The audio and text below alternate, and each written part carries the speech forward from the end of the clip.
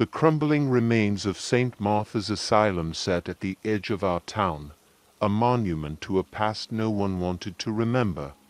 Its Gothic spires pierced the sky like skeletal fingers, casting ominous shadows on the ground even at midday.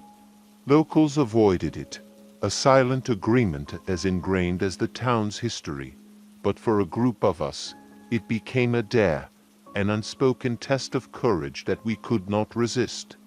It was a cold November evening, and the autumn fog clung to the town like a shroud. Our small group gathered outside the gates of the asylum, each of us feeling a strange pull, as if the building itself had summoned us. There was Tom, the fearless leader, who always pushed the limits. Sarah, whose nerves hid a quiet bravery. Max, the skeptic. And me, Jake, the one who had always heard whispers about this place. The rumors were endless. They said the asylum had closed down due to unethical practices, strange disappearances, and unexplained events. Some whispered about experiments conducted on unwilling patients, while others claimed they'd seen lights flickering in the building's windows late at night. Those were just stories, though, at least, that's what I told myself. With our flashlights cutting through the fog, we pushed open the heavy iron gate, its rusted hinges groaning in protest. The air inside the grounds was thick, carrying a scent of damp decay, like something that hadn't been disturbed for decades. The asylum loomed ahead, its cracked facade and boarded windows appearing almost alive in the dim moonlight. "Come on," Tom urged, grinning as he led us toward the front door, which swung open with an eerie ease.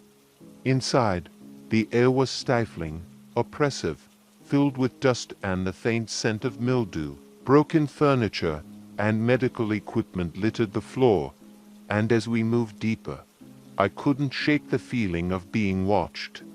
Shadows stretched across the walls, elongating and twisting with each step, creating shapes that felt almost human.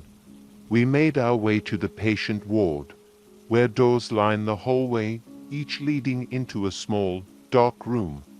Our flashlights flickered as we passed, casting brief glimpses of worn beds, torn sheets, and broken restraints. The silence was deafening, but it was the kind that felt alive, as if the building was listening, waiting. "Let's check out the basement," Tom suggested, his voice barely above a whisper. "Are you kidding?" Sarah's face paled, but she reluctantly followed as we descended the cracked, narrow stairs. The basement was darker than the rest of the asylum, and the air grew colder with each step, as if we were moving into a different world entirely. Down there, we found a maze of corridors and rooms filled with rusted gurneys, cabinets of yellowed files, and cracked mirrors. One room held a line of empty beds with restraints still attached, and I could swear I saw something move in the corner of my vision, a shadow that shouldn't have been there. Max laughed nervously, trying to dispel the tension.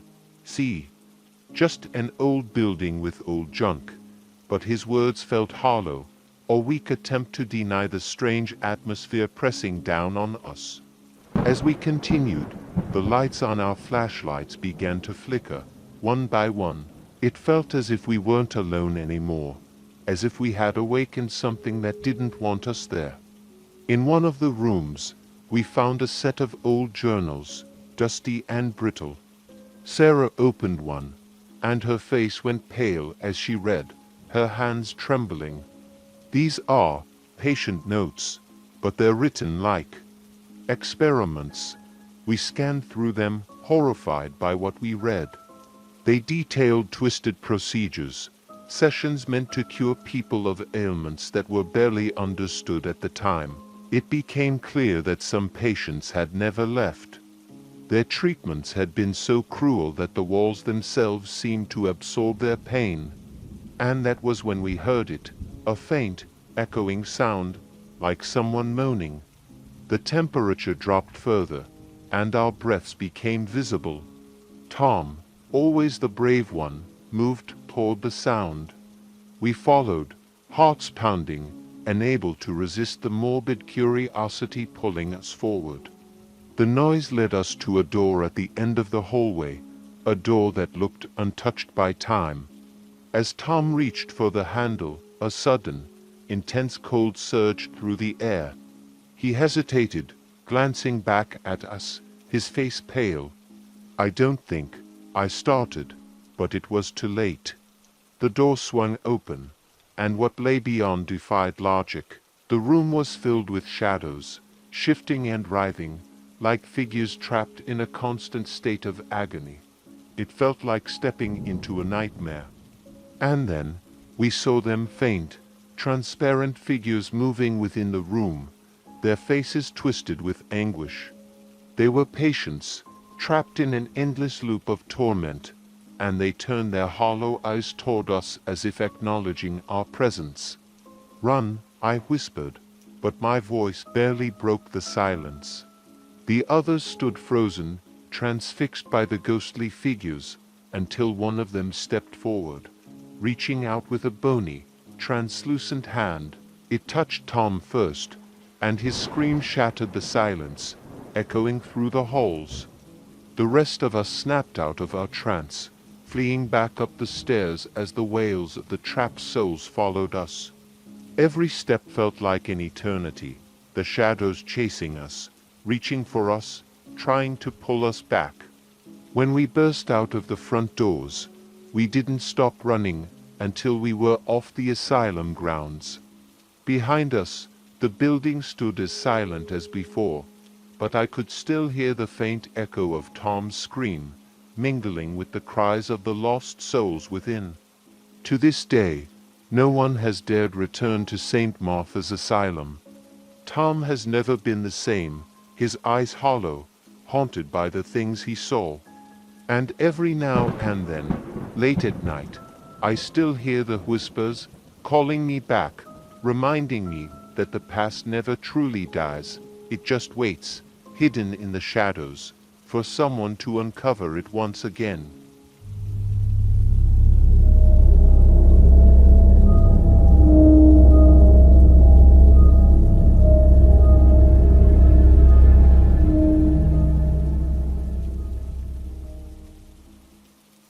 There's an abandoned factory about 20 miles from town, hidden in a secluded stretch of forest that's rarely visited. It once bustled with life, producing goods for a nearby city, but 50 years ago, it shut down abruptly, and locals say the workers never truly left. When my friends dared me to explore it one autumn evening, I tried to laugh it off, but curiosity won. By dusk, my friends, Sarah and Jason, piled into my car, and we made our way toward the derelict structure, flashlights and a cheap camcorder in hand. Little did we know, we were about to step into a world of unimaginable horror. The journey there was surreal. Trees lined the narrow dirt road, their branches intertwining like skeletal fingers blocking out the fading sunlight. By the time we parked, the only light came from a faintly glowing moon, casting an eerie glow over the factory's towering silhouette. Rusted metal and broken windows greeted us as we approached, the building looming like a beast lying in wait. Sarah shivered, though it wasn't particularly cold. "This place feels off," she whispered. Jason laughed nervously. "Come on. It's just an old building. What's the worst that could happen?" As we pushed open the heavy steel door, the first thing that hit us was the smell, an overwhelming stench of mold and decay. The air felt thick, pressing down on us like invisible hands. The sound of dripping water echoed through the empty halls, each drop amplifying the eerie silence. Our flashlights barely pierced the darkness as we wandered deeper. Rusted machinery and forgotten tools lay scattered on the floor, remnants of a once thriving industry. I could almost hear the ghostly hum of activity that must have filled this place, but now it was silent. Too silent, After exploring for a while, we found a stairwell leading down to the basement. Jason, of course, wanted to go first, claiming it would be the most interesting part of the factory. With a deep breath, we descended, our footsteps echoing against the concrete walls. The basement was even darker and colder. It was like the light and warmth had been sucked out entirely. As our flashlights swept across the room, we saw rows of old desks, paperwork scattered, as if abandoned in a hurry. Faded photos of smiling families lay beside rusty lunch boxes. My gut twisted. Whatever had happened here, it hadn't ended well. We split up, moving around the room and inspecting the remnants. Then I heard it, a faint whisper. At first, I thought it was Sarah or Jason, but as I looked around, I saw them both frozen, staring at each other. Did you hear that? Sarah asked, her voice barely above a whisper. We all nodded, fear prickling at our skin. The whispers grew louder, a soft murmur echoing off the walls, voices mingling, indistinct but growing in intensity. Jason's face turned pale as he shone his flashlight toward a dark corner of the room. That's when we saw them. Figures began to materialize, faint at first, but slowly becoming clearer. They were people, workers, dressed in old factory uniforms, their faces blank, expressionless. They moved slowly, almost mechanically, shuffling around as if still at their stations. But their eyes were empty, hollow, as if they were looking straight through us. We watched in horrified silence as the spectral figures carried out their duties in a ghostly mimicry of life. One by one, they turned to look at us, their eyes glowing faintly in the dark. A chill ran down my spine as I realized they could see us. "Let's get out of here," I whispered, but my voice cracked. As we backed away, one of the figures, a tall man with a face twisted in anguish, reached out. His hand passed through Jason, who staggered backward, gasping for breath. He clutched his chest, his face pale. "It feels cold," he stammered, his eyes wide with terror. Panic surged through us, and we sprinted for the stairs. But the whispers grew louder, more insistent, like they were trying to pull us back. Halfway up, I dared to glance behind me, and my heart nearly stopped. The figures were following us, reaching out with desperate hands, their faces contorted with a pleading desperation. We burst through the door at the top of the stairs, slamming it shut behind us. The whispers faded, but the sensation of being watched lingered, like eyes pressing on us from all directions. We stumbled through the factory's maze of corridors, each twist and turn leading us deeper into the building, as if the place itself was trapping us within its walls. Finally, we found an exit. With a surge of relief, we dashed outside, gasping for air. The silence of the forest greeted us, a stark contrast to the haunting whispers inside. We didn't look back as we climbed into the car and sped away, desperate to leave the factory behind. But the nightmare wasn't over. Later that night, as I lay in bed, I heard the whispers again. They were faint, barely audible, but unmistakable. The same haunting voices from the factory, whispering, calling. And in the dim light of my room, I could see shadowy figures at the edge of my vision, flickering in and out of existence. We never spoke about what happened that night, each of us haunted in our own way. But sometimes, I still hear the voices, a reminder of the souls trapped in that forgotten factory, forever lost in their endless, ghostly labor.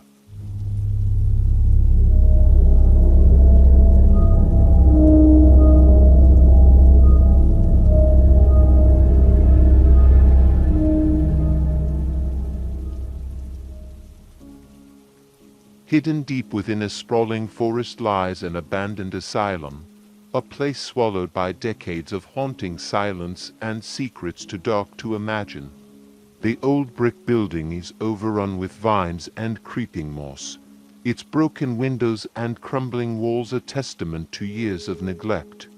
Whispers of strange happenings around the asylum had circulated in our town for as long as I could remember, and one night, my friends dared me to see if the stories were true. Eager to prove myself, I gathered a flashlight, my camera, and enough courage to last the night. My best friend, Nate, and his girlfriend, Lily, decided to join me. With the sun setting behind the trees, we trekked through the dense woods until the twisted shape of the asylum rose before us, casting eerie shadows over the ground. "Are we really doing this?" Lily asked, a hint of fear in her voice. Nate laughed, though his face looked as pale as hers. "Just an old building, babe. There's nothing to be afraid of." As we stepped through the broken, down doors, an icy breeze sent chills down my spine, the air feeling heavy and suffocating. Our footsteps echoed down the empty hallways, creating a haunting soundtrack in the otherwise still silence. The place had a smell, a musty, rotting odor that clung to the air and made my stomach turn. Old patient files and crumbling medical supplies lay strewn across the floors, covered in a thick layer of dust. Some walls still bore faded posters, with phrases meant to encourage or comfort patients. But the comforting words were twisted, as though the place itself had swallowed up any trace of hope long ago. We split up to explore different parts of the building, agreeing to meet back at the entrance in 20 minutes. As I wandered through dark corridors, I couldn't shake the feeling that I was being watched. Shadows danced along the walls, and every creak of the floorboards made my heart race.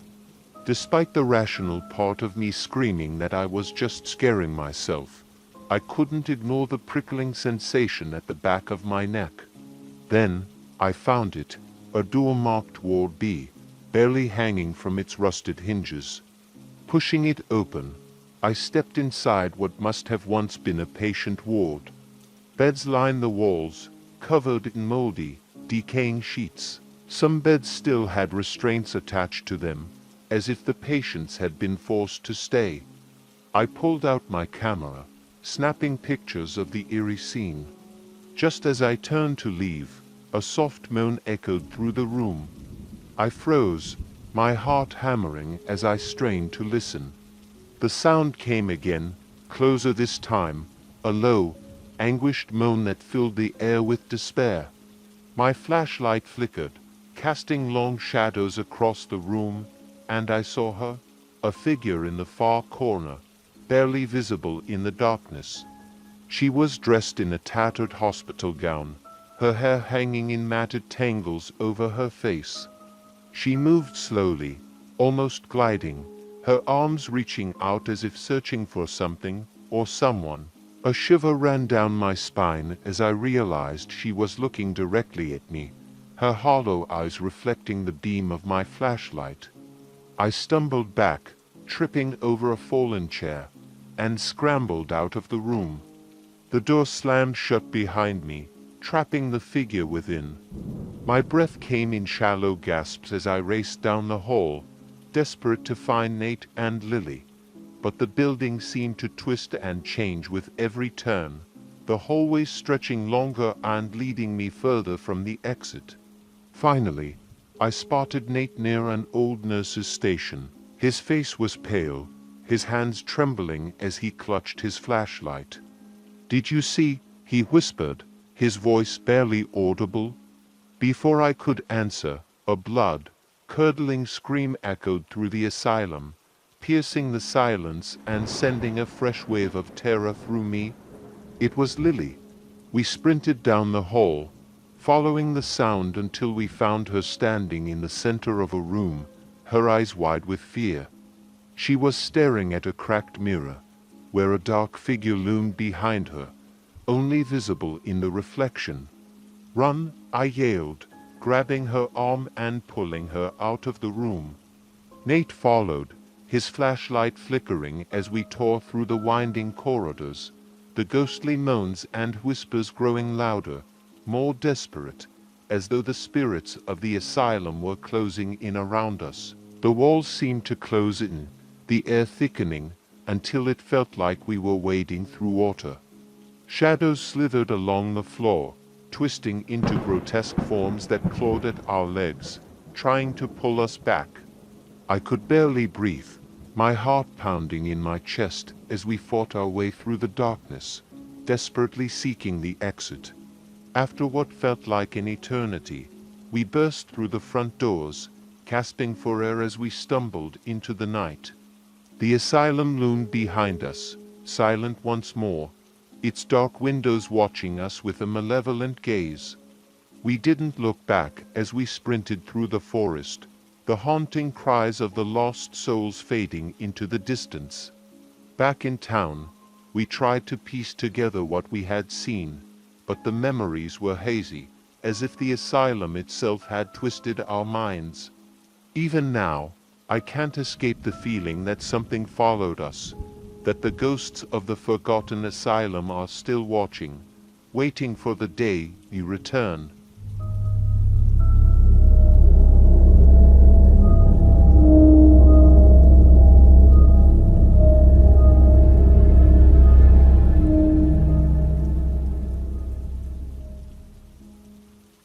Tucked away in the forgotten part of town lay an abandoned theater, a place where once lively crowds had cheered and applauded under dazzling lights.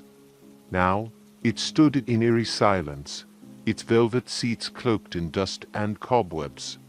Rumors swirled about the theater being haunted by the spirits of those who'd met mysterious fates within its walls, though no one dared to venture in.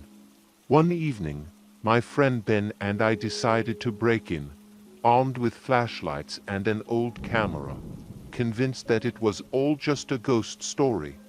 But the second we stepped inside, a feeling of dread washed over me. The air was thick and stifling, with a faint, lingering scent of perfume that seemed misplaced in the dusty, derelict room. As we moved through the lobby, our footsteps echoed, mingling with the distant creaks and groans of the old building.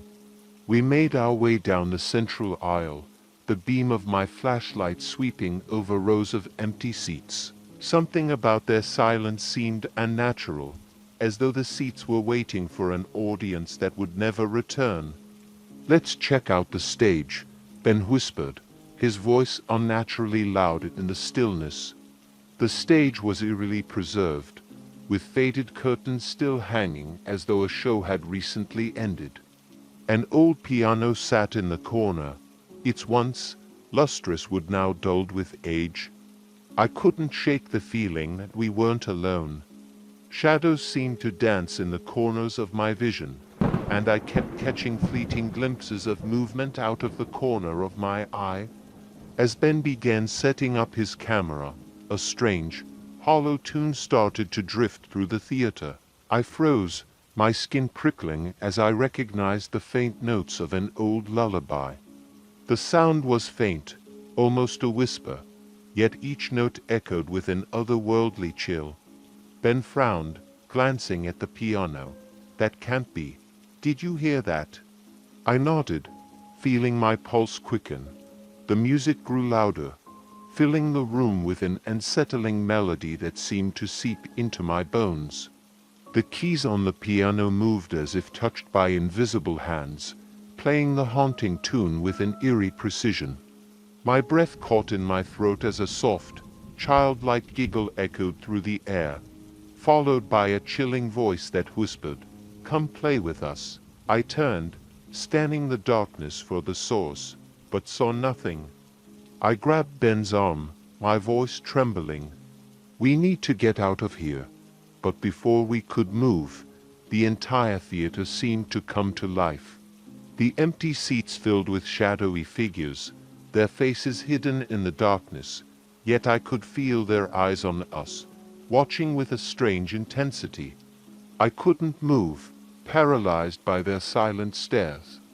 Ben grabbed my hand, and together we stumbled down the aisle, our footsteps drowned out by the rising sound of applause. The clapping was hollow, mechanical, as though the ghosts were mocking our attempt to escape.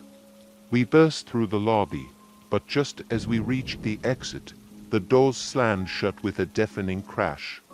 My heart raced as I tried to pry them open, but it was no use. We were trapped. Behind us, a voice whispered, "The show must go on." Suddenly, the lights flickered on, bathing the theater in a sickly, yellow glow. The shadowy figures were clearer now, their faces twisted in expressions of sorrow, anger, and longing. Some appeared injured, with torn clothes and bloodstains that looked too fresh for comfort. One figure stood out, a woman in a white dress, her eyes dark and empty. She raised her hand, beckoning us to the stage with a slow, deliberate gesture. Despite every instinct screaming to run, my feet moved on their own, drawing me closer to her. As we reached the stage, the woman's face twisted into a haunting smile, and she extended her hand toward us. "Join us," she whispered, her voice as hollow as the applause that continued to fill the room. Ben grabbed my arm, pulling me back just as the figures began to close in, their cold hands reaching out for us. We bolted down the aisle, ignoring the shadows that clawed at our clothes and skin, their fingers icy as they brushed against us. Finally, I managed to force open the exit door, and we stumbled outside into the cold night air. The silence was overwhelming, as if the theater had swallowed every sound from the outside world. We looked back only once, and in the windows, I could see the shadowy figures watching us, their faces pressed against the glass. We never spoke about what happened that night, but the memory of that ghostly applause and the woman's empty eyes haunt me still.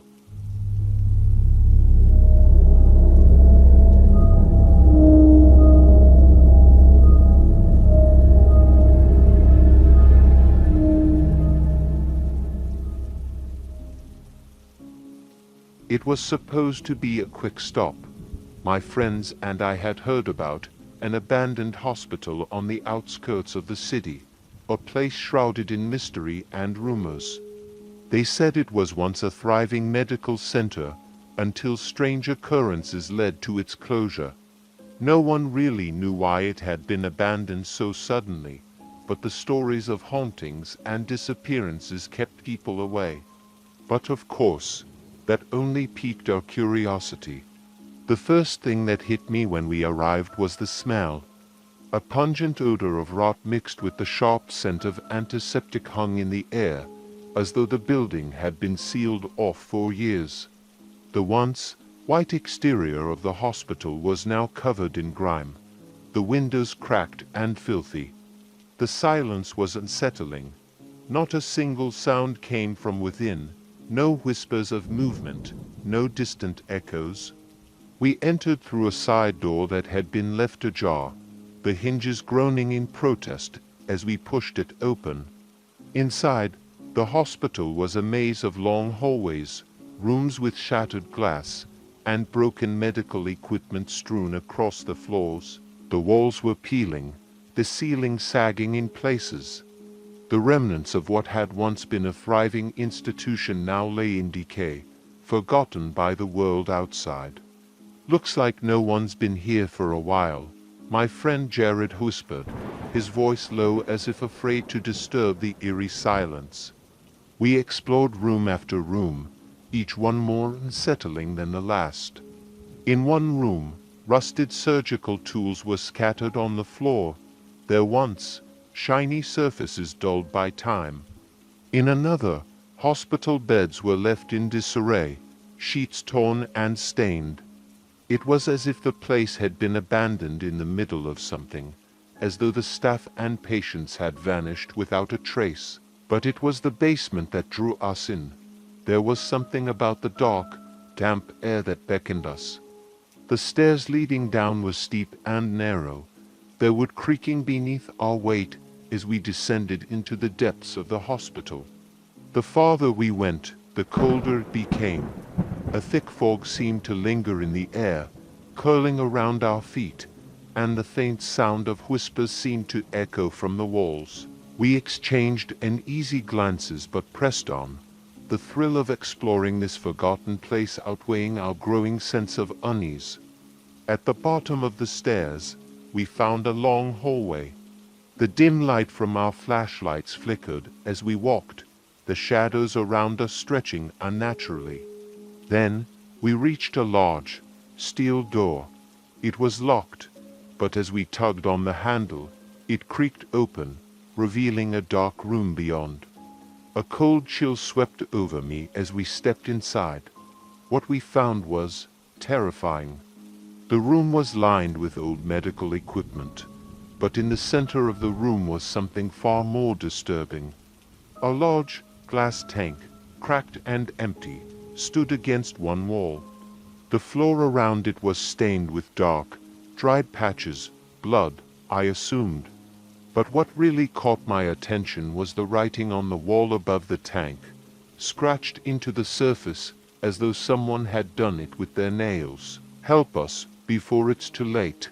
Suddenly, the temperature in the room plummeted. My breath came out in visible puffs, and I could feel the hair on the back of my neck stand up. We heard it then, a low, guttural growl, echoing from somewhere deep within the building. It was a sound that didn't belong in a hospital. It was the sound of something otherworldly. I turned to my friends, but their faces were pale, their eyes wide with fear. Jared's flashlight flickered, casting erratic shadows across the room. In the distance, I saw movement, a figure, pale and gaunt, its form barely visible in the gloom. "Did you see that?" Emily whispered, her voice trembling. Before any of us could respond, the growl grew louder, now accompanied by the unmistakable sound of footsteps, heavy and slow. A shadow moved along the wall, its shape shifting unnaturally, as if it were a part of the darkness itself. The air grew thick, and I felt an overwhelming sense of dread wash over me. Something was wrong. We weren't alone. And whatever it was angry. "Get out, now," I managed to say, my voice barely a whisper as the sound of the growls intensified. We turned and ran, our footsteps echoing in the silence as we raced back toward the stairs. But the hospital seemed to stretch, the hallways twisting and turning in ways that didn't make sense. The door we had entered through was nowhere to be found. Panic set in as we stumbled blindly through the corridors, searching for any way out. Then I heard it, a voice, soft and distorted, calling from behind us. "Help us, come back." I dared not turn around. I couldn't, but the voice, filled with desperation, followed us, growing louder and more frantic with each step we took. It was as though something was trying to pull us back, to trap us in the very place we had just tried to escape from. Finally, after what felt like hours, we burst through the front door of the hospital, gasping for air. The night had fallen completely now, and the cold wind stung my face. We didn't stop running until we reached the safety of the main road, too terrified to look back. But the whispers, the growls, and the eerie voice that had called out to us stayed with me, haunting my every thought. The abandoned hospital, it seemed, was not as empty as it appeared, and whatever had been left behind was not finished with us yet. We never spoke of that night again, but the memory of those chilling whispers, the cold that gripped my bones, and the shadow that followed us will never leave me. The hospital was abandoned for a reason, but some places are never truly empty.